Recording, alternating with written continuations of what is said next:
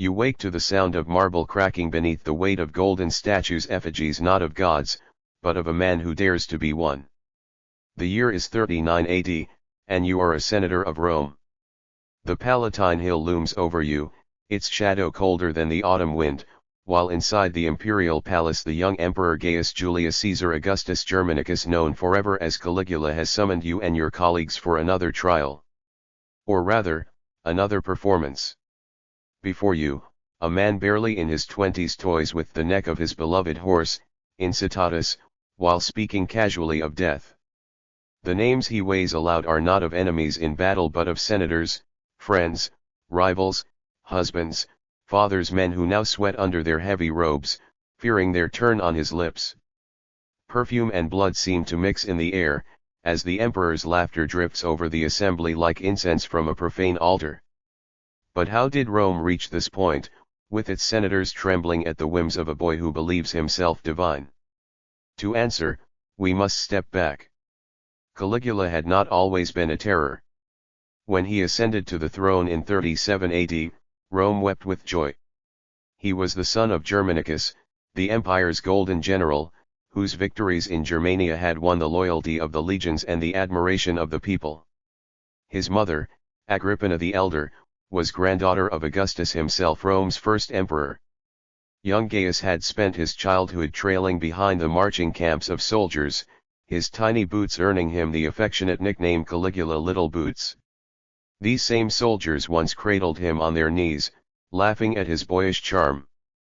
Few could have imagined that, years later, they or their sons would whisper desperate prayers for survival under his rule. At first, Caligula lived up to his inheritance. When he took power after the long, joyless reign of Tiberius, the empire breathed as if freed from a suffocating shroud. He released political prisoners, restored public elections, and poured treasure into games and festivals for the Roman people. To the Praetorian Guard, he gave generous bonuses, ensuring their loyalty. To the citizens, he scattered gold, staged chariot races, and promised a new era of prosperity. For a moment, Rome truly believed it had found another Augustus. But absolute power corrodes like rust in hidden corners. Within a year, a shadow fell over the palace. In 38 AD, Caligula was struck by a mysterious illness, its nature still debated by historians. Some whisper epilepsy, others poisoning, or even a mental collapse from years of childhood trauma. Whatever the cause, the man who emerged from that sickbed was not the same as the one who had charmed his empire. Servants noticed it first. His eyes would fix on empty spaces for long minutes, lips moving in silent dialogue with invisible presences. He laughed at jokes no one else heard, cursed at enemies no one could see. At times he would emerge from these trances with tears streaking his face, as if touched by visions too vast for mortals to comprehend. When he returned to the business of empire, a new intensity burned behind his pale blue eyes.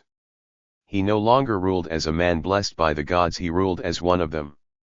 Where Augustus had worn the mask of humility, insisting he was merely the first among equals, Caligula tore away the disguise. He demanded not reverence, but worship. For Rome, a society accustomed to excess yet bound by ritual tradition, this was a seismic shift. To claim divinity was more than arrogance, it was to break the fragile balance between mortal authority and sacred order. And yet, Caligula embraced this boundary as if it were his birthright, his illness having convinced him of what flatterers dared not deny, that he was no longer a man at all, but something greater. From this moment forward, the empire would be his stage, and every senator, soldier, and citizen would become actors in the theater of his divinity. The transformation was subtle at first. Caligula, freshly recovered from his mysterious illness, appeared before the Roman people not as their young benefactor but as something altogether new. His voice carried a strange conviction, his gestures heavier, his laughter sharper, edged with cruelty. In the Senate, he began to test boundaries. At first it was playful, insisting that senators kiss his feet as though greeting a god in a temple. Many laughed nervously, unsure whether this was a joke or command. But when one man hesitated, Caligula ordered him dragged outside, beaten, and paraded through the forum as a lesson. Then came the temples. Where once Rome's shrines had been filled with the images of Jupiter, Mars, and Venus, Caligula had new statues raised, statues of himself.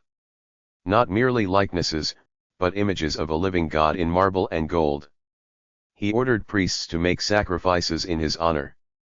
He demanded that the finest animals be slaughtered not for the gods of Olympus, but for him, Gaius Caesar, son of Germanicus.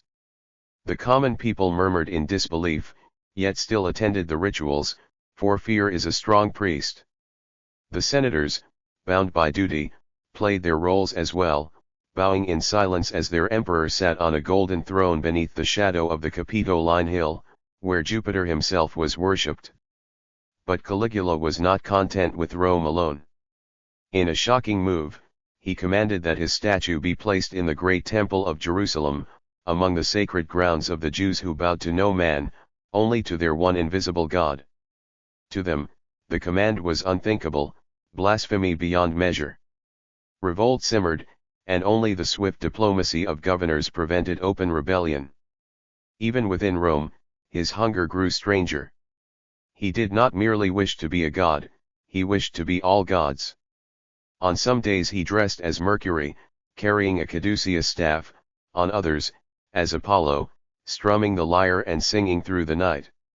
He appeared before crowds in the armor of Mars, declaring himself the bringer of war. And then, one evening, he appeared clothed as Venus herself, draped in silks and painted in cosmetics, mocking the boundaries of gender and tradition. The people watched in shock, but also fascination.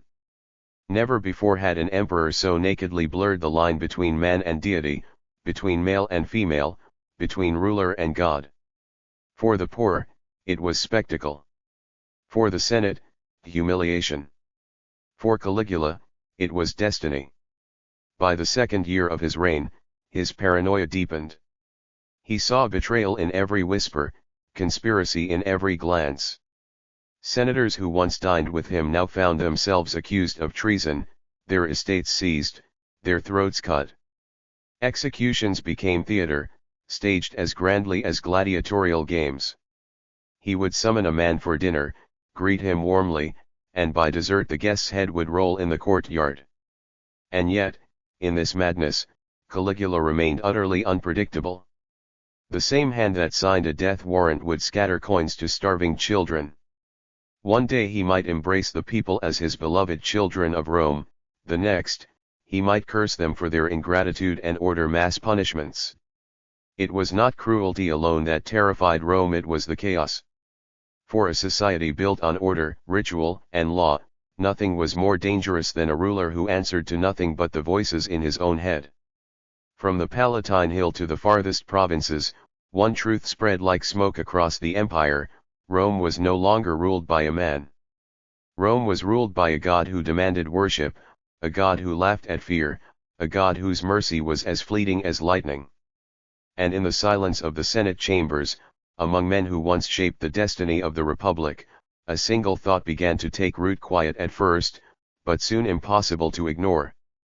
How long can Rome survive this god on earth?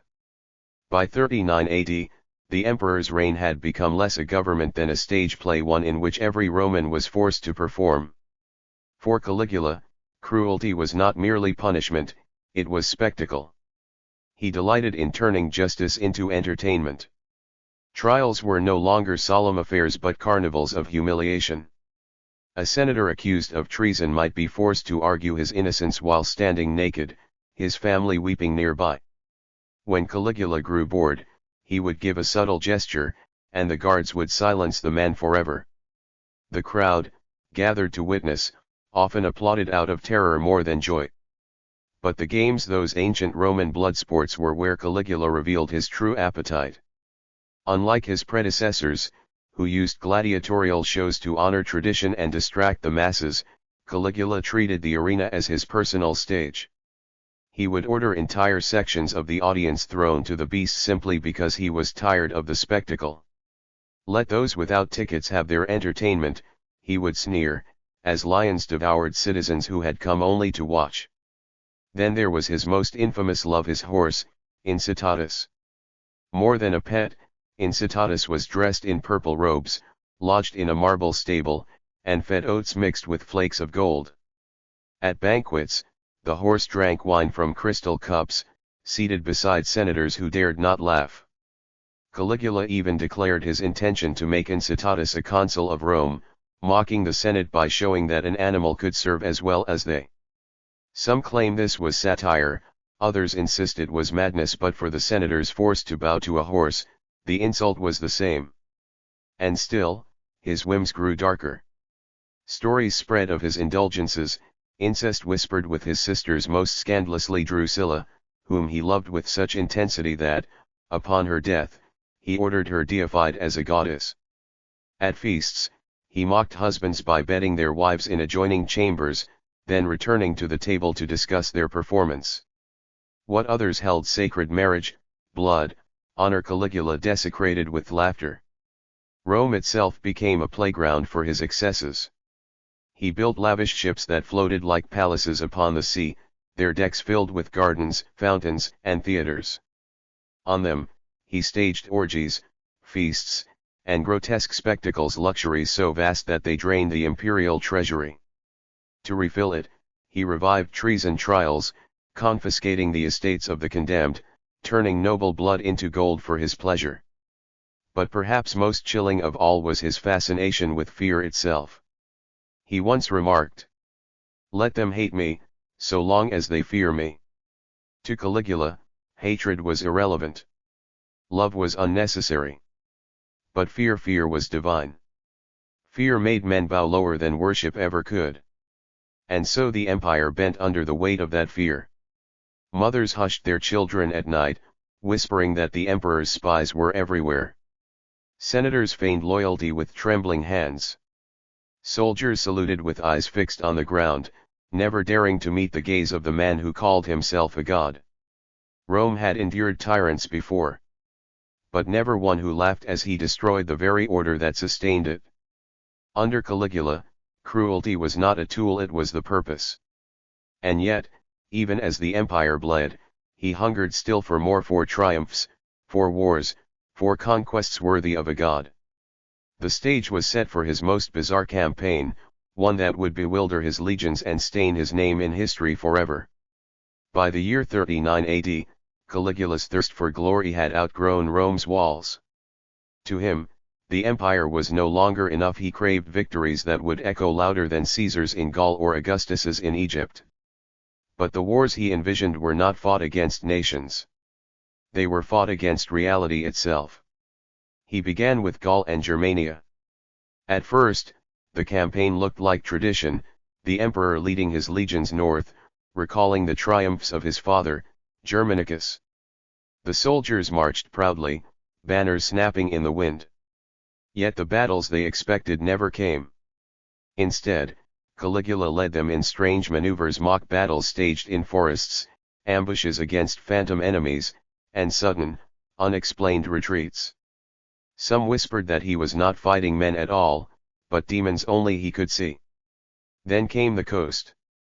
The emperor assembled his troops along the shores of the English Channel, where Julius Caesar had once launched his legendary invasion of Britannia.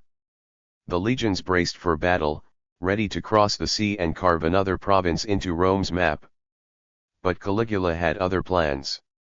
At his command, the soldiers lined up on the beach, shields raised, spears steady. Instead of enemies, they faced the endless grey waves of the sea. And then, with a voice that rang over the surf, Caligula gave the order. Attack! The soldiers, confused yet obedient, charged into the tide. Spears and swords slashed at the water, shields bashed against waves, helmets filled with foam.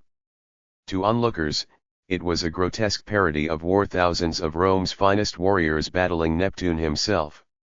When the assault ended, Caligula declared victory. He ordered his men to collect spoils of war not from conquered tribes, but from the sea itself. Seashells, pebbles, and bits of driftwood were gathered into baskets, paraded as trophies of his divine conquest. These spoils, he announced, would be carried to Rome as proof of his triumph over the god of the oceans. For the soldiers, it was humiliation. Hardened veterans of real wars now found themselves reduced to actors in their emperor's theater of madness. Some laughed bitterly, others wept, but none dared refuse. And yet, Caligula celebrated as though he had won a true empire. He staged parades upon his return, awarding medals and honors for courage shown against the waves. Senators were forced to applaud, citizens were forced to cheer, and the emperor basked in glory that existed only in his imagination. But his ambitions did not end at the shoreline. He ordered bridges of ships to be built across the Bay of Baia, so that he might ride across the water as if defying the gods themselves. On horseback, clad in golden armor, he galloped over the floating roadway while crowds watched in awe and disbelief. To Caligula, it was proof that nothing, not even the sea, could resist his will. For Rome, however, it was proof of something else. Their emperor was no longer simply cruel, no longer merely vain, he was untethered from reality itself. And yet, the most terrifying truth was this: the madness was not weakening his rule. It was strengthening it. For in the chaos, no man could predict him, no senate could restrain him, and no god could challenge him. Rome's empire had been built on order, discipline, and law. But under Caligula, it was being remade into something far stranger, an empire where the impossible was demanded, and the absurd enforced at sword's point. The question now was not whether Rome could survive its emperor's madness, but whether anyone dared to stop him. By 40 AD, Rome was suffocating beneath the weight of Caligula's divinity. His demands grew ever more grotesque. He announced that the gods themselves were jealous of him, that Jupiter's temple should bow to his shrine. He ordered bridges between palaces, as if to walk above mortals like a celestial being. But what truly sealed his fate was not his madness, it was his cruelty toward those who stood closest to him. The Senate was stripped of dignity. Its members, once the guardians of Roman tradition, were reduced to props in his theater of humiliation. Generals who had bled for Rome were mocked as cowards, their honors revoked. Even the Praetorian Guard, the emperor's personal protectors, found themselves insulted, underpaid, and used as pawns in Caligula's endless performances. And then came the famine. His lavish games, banquets, and absurd constructions had drained the treasury. Grain shipments faltered, markets emptied, and hunger spread across the city. Yet Caligula feasted openly, parading platters of food through the streets as the poor starved. To complaints, he sneered. "Let them hate me, so long as they fear me." The hatred grew. But so did the fear. Caligula's paranoia deepened. He suspected conspiracies in every shadow. Senators vanished overnight, their estates seized. Family members were not spared, his sisters exiled or executed, his kin scattered. His beloved horse, Incitatus, remained untouchable, but no man, woman, or child in Rome was safe. At last, whispers turned to plots. Among the Praetorian Guard, resentment simmered. They were his shield, his sword, his most loyal institution, and yet even they had become targets of his mockery. Their tribune, Cassius Chaerea, had suffered the emperor's cruelty more than most. Caligula mocked his voice, belittled his manhood, and assigned him humiliating passwords for the guard, phrases like Venus or Priapus, the god of fertility. Each insult cut deeper, until laughter turned to rage. In January of 41 AD, the plan was set. Caligula prepared to leave the theater after a series of games celebrating his triumphs. The corridors beneath the Palatine echoed with the shuffle of sandals, the murmurs of attendants, the clatter of guards' armor. Then, in a narrow passage, as the emperor strode surrounded by his entourage, Chaerea struck. The first blow pierced him in the neck. Caligula staggered, stunned, his divine mask shattered by mortal steel. More daggers followed, driven into his chest, his back, his belly. He screamed, cursed, begged, but the frenzy did not stop until his body lay torn and lifeless, the god reduced to bleeding flesh. Around him, Panic erupted. His wife and young daughter were seized and executed soon after, their blood silencing any claimants to his cursed legacy. The empire, once commanded by a living god, now stood leaderless, trembling on the edge of chaos. For a brief moment, the Senate considered restoring the Republic, as though the shadow of Augustus could be undone. But the legions and the Praetorian Guard had other plans. Within days, Claudius the timid, stammering uncle whom Caligula had mocked was dragged from hiding and proclaimed emperor. Thus ended the reign of Caligula, Rome's mad god. Yet even in death, his legacy endured.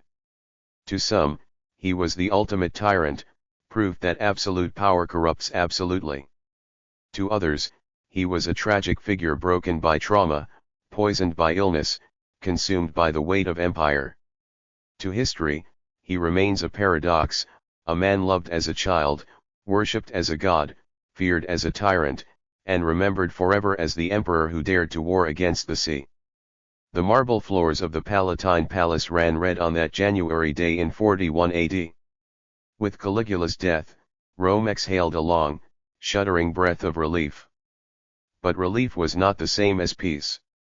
In the streets, rumors spread faster than truth. Some whispered that Caligula still lived, that a god could not die by mortal blades. Others swore they had seen his spirit wandering the palace corridors, laughing in the dark, thirsting for revenge. For weeks, Rome was haunted not just by fear of rebellion, but by the memory of a man who had turned the empire into his personal theater of cruelty. The Senate rejoiced in his fall, yet their joy was hollow. They had been powerless to stop him when he lived, and powerless to restore the Republic when he died. Instead, they bowed once more to the rule of emperors. Rome had learned that a god could bleed, but it had also learned that emperors were eternal. Caligula's name was struck from inscriptions, his images destroyed, his memory cursed in the ritual of damnatio memoriae. Yet memory is not so easily erased. His story endured in whispers, then in histories written by those who both hated and feared him. To them, he became the archetype of madness in power, the young man who might have been great, but who instead crowned himself a god and drowned in his own delusions. And yet, history forces us to ask, was Caligula truly mad, or was he simply a mirror held up to Rome itself? Rome thrived on spectacle, gladiators, triumphs, sacrifices. It worshipped power, feared weakness, and exalted those who seemed larger than life. Caligula gave Rome exactly what it craved, only in grotesque excess. Where Augustus veiled his power in humility, Caligula stripped the veil away and demanded worship openly. Where other emperors masked cruelty with policy, he laughed and made it theater.